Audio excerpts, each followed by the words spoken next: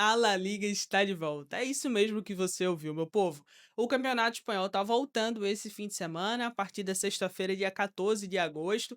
E nesse nosso bate-papo aqui, nessa nossa conversa, a gente vai pensar um pouquinho quem é que vem bem, quem é que não vem tão bem, quem é que contratou bem, quem é que corre por fora. Tudo isso e também um resuminho de como é que funciona o Campeonato Espanhol. Se você não me conhece, eu sou Bárbara Nunes, criadora de conteúdo por aqui tanto pelo YouTube como nas outras redes sociais, você sempre pode me encontrar com @oquiabaview. E eu tô sempre falando de esportes por aí, tá? Principalmente de futebol. Pensando aqui sobre a La Liga, vamos pensar aqui no formato da competição, né? A La Liga tem jogos de ida e volta, são 38 rodadas com 20 clubes. O maior campeão dentro da La Liga é o Real Madrid, são 36 taças levantadas pelo time merengue. A última foi na temporada 2023-2024. O Barcelona é o atual campeão da temporada 25-26. São 29 taças levantadas pelo Barcelona. Além deles, Atlético de Madrid em terceiro lugar, que normalmente fica essa disputa, né? Se o Real Madrid não vai bem, o Barça vai bem. Se nenhum dos dois tá tão bem ali, chega o Atlético de Madrid. A última vez que a equipe colchoneira conseguiu um título foi na temporada da pandemia, 2021, e já conseguiu 11 títulos, então a cidade de Madrid tem 47 títulos. O Atlético Bilbao tem 8 títulos, a última vez na temporada 83-84. O Valência tem 6 títulos, última vez na temporada 2003-2004.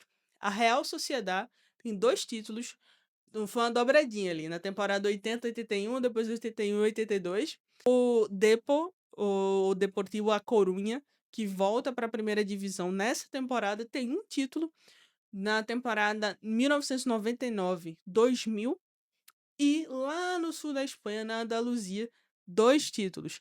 Um com o Sevilha e outro com o Betis. O Sevilha conquistou na temporada 45-46 e o Betis na temporada 34-35. Ah, uma informação importante. Tô me curando de uma faringite, então a minha voz não tá das melhores. Então já peço perdão aí. Pô, a voz falhou e tal. Tentei deixar o microfone alto justamente para eu não estar forçando. Mas pode ser que em algum momento aqui a voz realmente se complique. Mas eu vou tentar trazer essas informações aqui na melhor maneira possível para vocês. Quem foi que subiu essa temporada, né? Porque sobem 3 e caem 3. Quem subiu essa temporada foi o Málaga, o Depor e o Racing Santander.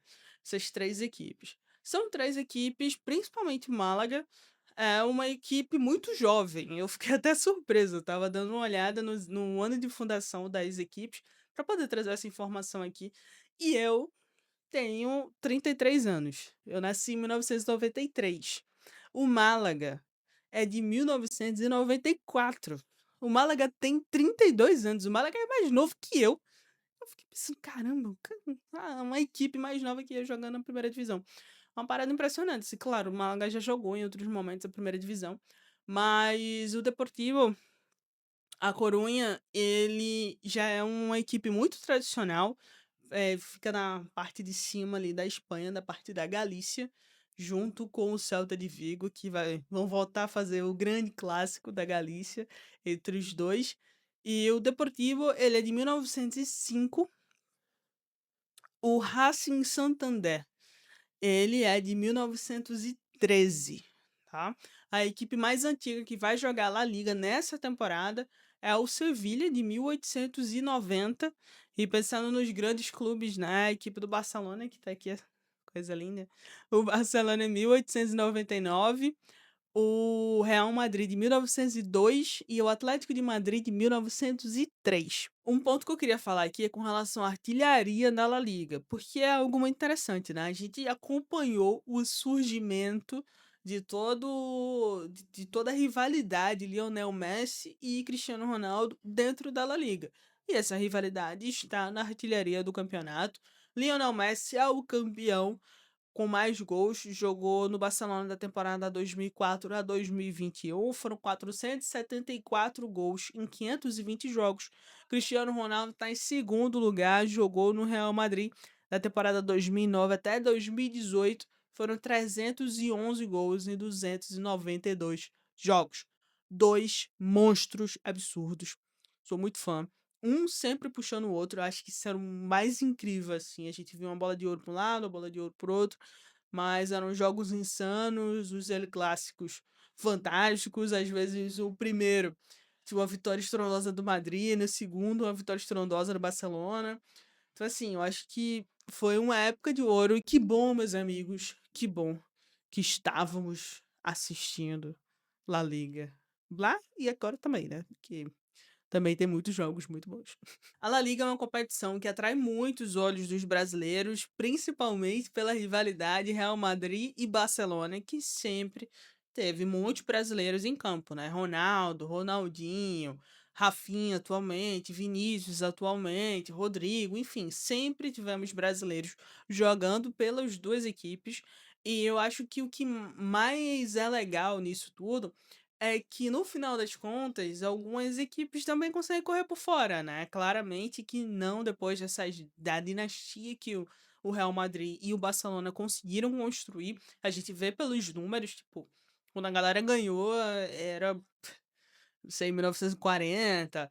Então, assim, faz muito tempo. O único que consegue ser competitivo dentro desse cenário é o Atlético de Madrid. Então, as 2 equipes, elas correm muito fortes, né. Pensando sobre como o Real Madrid e como o Barcelona chegam, eu acho que o Real Madrid chega melhor.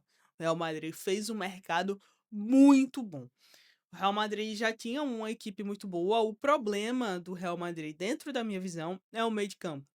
O Madrid não tem um meio-campista construtor que consiga pensar, que consiga encontrar o melhor momento de tocar a bola, de jogar a bola em profundidade, de encontrar a velocidade dos homens da frente e também uma displicência de Kylian Mbappé, muitas vezes, principalmente para ajudar defensivamente a equipe. Então terminava deixando um buraco, alguém tinha que cobrir o espaço dele, que a gente viu que na França ali ele estava correndo como se fosse outro Mbappé, né. Quem acompanhou La Liga na temporada passada sabe muito bem que aquele Mbappé que estava ali correndo na França não parecia o Mbappé do Real Madrid, tá. E olha que eu não sou madridista, mas a gente tem que reconhecer também quando a equipe funciona bem. E o Real Madrid tem tudo para funcionar bem essa temporada. Eu acho que contratou muito bem, principalmente nos setores deficitários. O Real Madrid leva Konaté, um zagueiro de alto nível, em um departamento que sofreu muito na temporada passada, com muitas lesões. Militão, vez ou outra, tá lesionando, infelizmente. Quando ele tá saudável, para mim é um dos melhores zagueiros do mundo. Mas ele não está conseguindo se manter saudável nos últimos anos. Então é interessante ali que realmente o Real Madrid tenha jogadores à altura. Aí conseguiu Dumfries para lateral direita e o Cucurella, que para mim é o melhor lateral esquerdo do mundo na atualidade e que faz com que o Real Madrid de novo tenha um dos melhores laterais direitos do mundo, talvez o melhor lateral direito do mundo.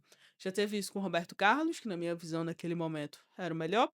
Já teve isso com o Marcelo, que para mim é o tipo de lateral esquerdo que eu mais gosto, que é um cara que é habilidoso, consegue ter muita técnica, além de toda a potência e ajuda também a ofensiva e defensiva.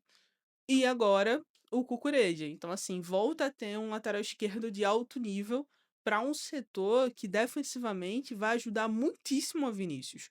Porque Vinícius precisa de um espaço para ele não se preocupar defensivamente. Ele vai ajudar, claro, defensivamente, mas se ele tiver alguém ali para fazer o trabalho sujo, que o Cucurella já deixou claro que vai fazer, então para ele é melhor. Eu acho que o Real Madrid funciona muito bem desse jeito. E aí a equipe consegue levar o Espi, que vai ser um atacante ali. Eu consigo pensar ele numa pegada meio Roselo. Então, um jogador que vai ser meio que pau pra toda obra ali, vai entrar e vai conseguir decidir em jogo que tá amarrado, que os craques não estão conseguindo funcionar bem. E precisa ainda de um meio de campo mais encorpado, que poderia ter sido, ou ainda pode ser, estou gravando esse vídeo na quinta-feira, às 4h30 da tarde, não tenho informação que Rodri vai para o Real Madrid. Eu acho que seria o jogador perfeito para o Real Madrid, ele impactaria mais o Real Madrid pela maneira como o Real Madrid precisa de um jogador que pense mais, um jogador que construa bem. Ele indo para o Barcelona, meus olhos brilham, eu fico feliz, mas eu entendo que dentro do Barcelona é um modelo de jogo muito mais confortável para Rodri e talvez não seja tão impactante quanto é para o Real Madrid, porque dentro da minha visão, acho que o Real Madrid precisa mais de um meio-campo do que o Rodri, do que o Barcelona, desculpa.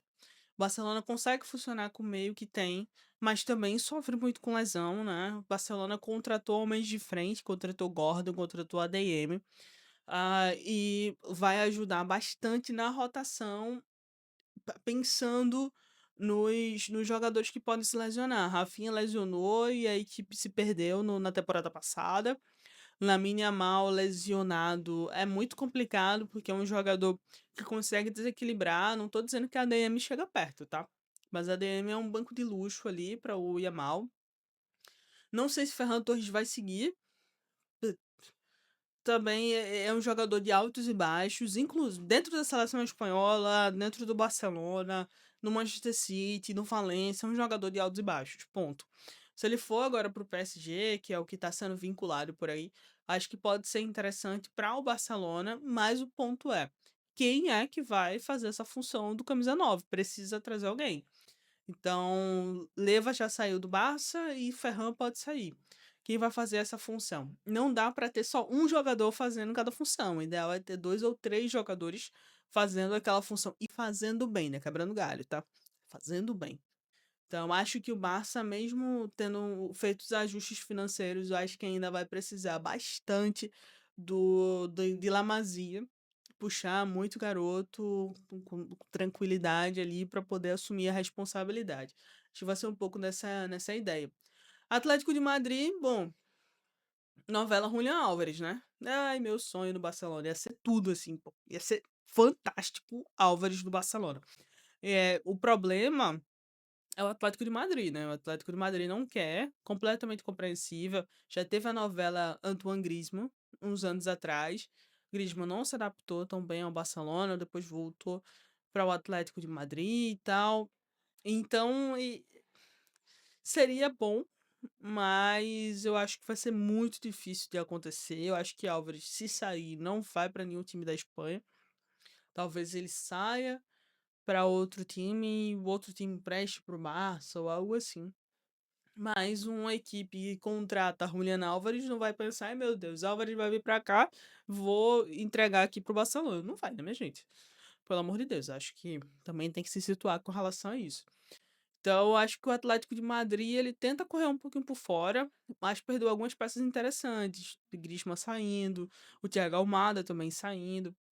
Então, eu tô bem curiosa para ver como é que vai ser essa liga desse Atlético de Madrid, que em jogos grandes estavam funcionando, né? A gente viu ali, jogou contra o Barcelona, venceu o Barcelona, e é uma equipe que precisa ainda ter um pouco mais de você conseguir se envolver melhor, sabe? Envolver mais até o seu próprio torcedor. Às vezes parece que. Às vezes eu tenho a sensação que se você for torcedor do Atlético de Madrid, escreve aqui, tá? Às vezes eu tenho a sensação de que o Atlético ele se conforma em seu terceiro lugar. E eu queria um pouco mais de sangue nos olhos, assim. Eu acho que seria interessante para a equipe ter um pouquinho mais de sangue nos olhos. Ah, quem corre por fora, Bárbara? Eu acho que fez uma Champions horrorosa na temporada? Fez. Temporada passada, no caso. Fez uma Champions horripilante. Mas eu acho que o Villarreal vem de novo aí pra incomodar, tá? O Submarino Amarelo. Fez uma. Ficou em penúltimo lugar, eu acho que teve um ponto só na Champions. Mas na La Liga consegue funcionar muito bem. Real Sociedade, como sempre, eu acho que vai ser chata. E o Athletic Bilbao, se o Nico Williams conseguir estar saudável nessa temporada, volta a ser uma equipe competitiva, né? Eu acho que o Bilbao tá precisando de renovação. eh, Principalmente na parte do ataque, é uma equipe que não tá conseguindo definir bem os seus jogos. E com o Nico saudável, importante dizer, tá? Saudável. Se o Nico tiver saudável, eu acho que o Bilbao volta a ser competitivo. Pensando nas outras equipes, o Celta de Vigo e o Betis, eu acho que vão tentar dividir as atenções com as competições europeias e podem se prejudicar, porque tem um plantel um pouco mais curto, né, que essas outras equipes, mas são 2 times que eu gosto muito de ver jogar, principalmente Celta de Vigo, sou fã de Água Aspas e Borja Iglesias. Então eu acho que vai ser uma temporada muito divertida, assim, da La Liga, que eu acho que as equipes estão entrando com reformulações, com mudanças de ideias, assim. A equipe do Real Madrid precisa vencer. O Real Madrid levou o Mourinho para isso. O Madrid precisa ganhar e precisa ganhar bem. Enquanto um Barcelona que vem bem na temporada passada, teve uma baixa, né? Muitos altos e baixos, mas mesmo assim ainda conseguiu La Liga diante de um Real Madrid que tinha levado o Trent Alexander-Arnold. Então assim, tipo, que se esperava mais, eu esperava mais do Real Madrid. Agora eu tô esperando muito desse Real Madrid. O último ponto que eu quero falar aqui com vocês é a novela Endrick. Eu acho que Endrick precisa sair do Madrid, tá? Endrick precisa ter minutos para jogar. Acho que é um grande jogador. Eu fui a comentarista do jogo do Lyon, da estreia de Endrick aqui no Brasil. E eu acho que é um cara que tem muito potencial, mas ainda falha demais. Ele não pode ser o jogador das outras competições. Ele tem que ser um jogador vital para a equipe. Ele não pode ser um jogador que vai jogar a Copa do Rei. Ele precisa ser um jogador que vai estar sempre em campo para poder ele conseguir evoluir. Ele precisa amadurecer e só dá para amadurecer jogando. Então eu espero que Endrick saia do Real Madrid. Essa é a verdade aqui para vocês. No mais, veremos como é que vai ser essa temporada, né? Vai ter uma estreia de um quadro novo aqui na próxima semana. Estou muito empolgada com isso. O nome do quadro vocês vão ver na próxima semana, então já se inscreve por aqui. Mas tem um quadro novo com relação ao. Quando terminar a rodada, eu apareço por aqui. E aí. Vai ter um outro quadro novo aqui também, um vídeo completamente diferente desse. Acho que vai ser divertido. Espero que vocês gostem. E se você não é uma pessoa inscrita aqui neste canal, por favor, gostaria que você se inscrevesse, que você ativasse o sininho e enviasse esse vídeo também para outras pessoas que você acha que pode gostar do conteúdo, pois teremos aqui durante toda a temporada La Liga, Premier e Bundesliga, principalmente essas três competições, que são as competições que eu mais acompanho de Liga Europeia, e também muito futebol feminino, muito Champions League. Então já vai se inscrevendo aqui, tá bom? E já já a gente se vê. Cheiro. Tchau, tchau.